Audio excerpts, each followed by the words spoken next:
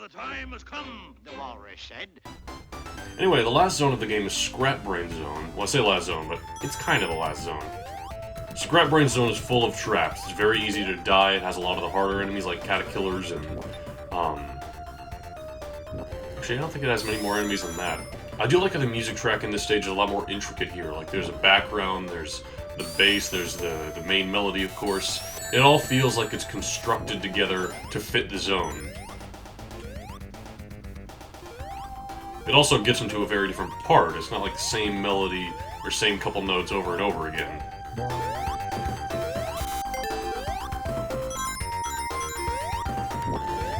One other thing that I appreciate about Scrap Brain Zone is that each act of the zone is kind of different in design, which we'll see. And that's the end of the first act. I love that how the background there has the smoke popping out of the building.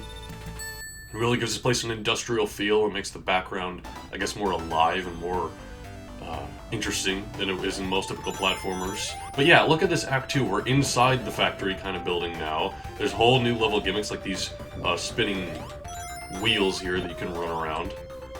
And I'll give this zone a lot of credit for being more intricate and having a lot more story behind it than the other slow zones of the game. Even though Starlight Zone came before this is a lot faster. You can appreciate each zone for different reasons, that's totally up to you. Act 2 here, I would say, is actually the hardest. Oh my, oh! I'm amazed I made it through that. I feel like I'm in some sort of weird Happy Wheels level, but anyway, we beat Act 2 there. And actually, this is the only zone in which after you beat the act, there's a transition into the next bit. As you could see, we got our score there, but it immediately pans over. We're in control here, and there's Eggman himself, and he hits this button, as you'll see. And oh, you gotta fall down, and he sends us into Act 3. I do like that transition, how it exists. And look at this, Act 3 also looks completely different. It's this underground base kind of thing, although it clearly is just a recoloring of Labyrinth Zone's design, with gray instead of the yellow.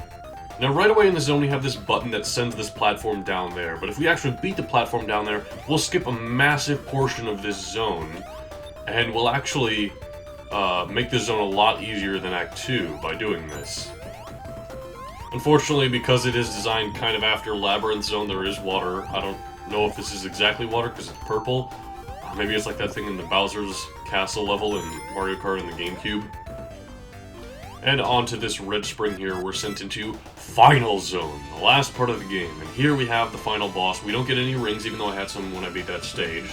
But this is the final boss. All it is he comes down one of these 4 pistons that can crush you. And after every time, he'll shoot these electric balls at you. But he does take twice the amount of hits that he normally would, and there are a lot of conditions in which you can't hit him, period, like I was trapped there. Actually, is it twice the amount of hits or just 4 extra? I don't know, it's more than 8, I know that much. This is definitely the hardest boss of the game just because of how long it takes, and the fact that you definitely won't have any rings when you do it.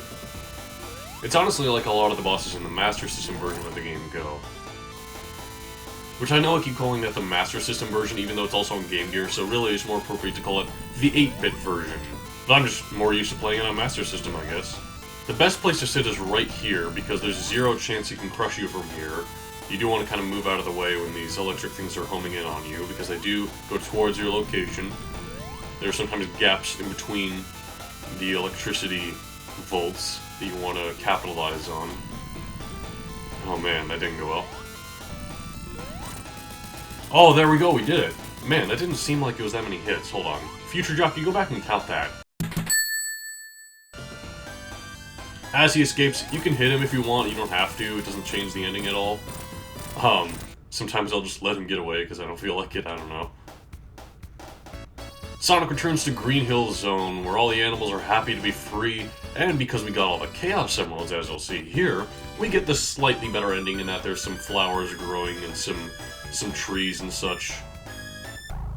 And that's the end of Sonic the Hedgehog. And now we get the credits, where we get to see all the staff and we get to look back at all the zones we made it through, which is, this is always one of my favorite parts about the Sonic the Hedgehog credits, is looking back at all the zones and hearing the remix credits with all the different zones' tracks.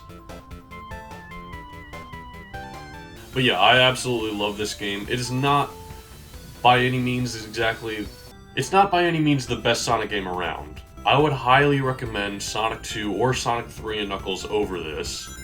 But this game has its qualities. I mean, it started the whole franchise, it's very simple, and a lot of people, like I said, do prefer gaining your own momentum instead of using the spin dash.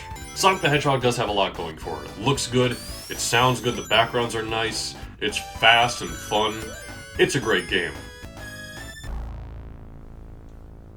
And as you can see, Eggman is rather upset that we got the good ending. If you don't happen to get the Chaos Emeralds at this point, he'll be juggling them happy, but here, yeah, he had a bit of a sour day, didn't he?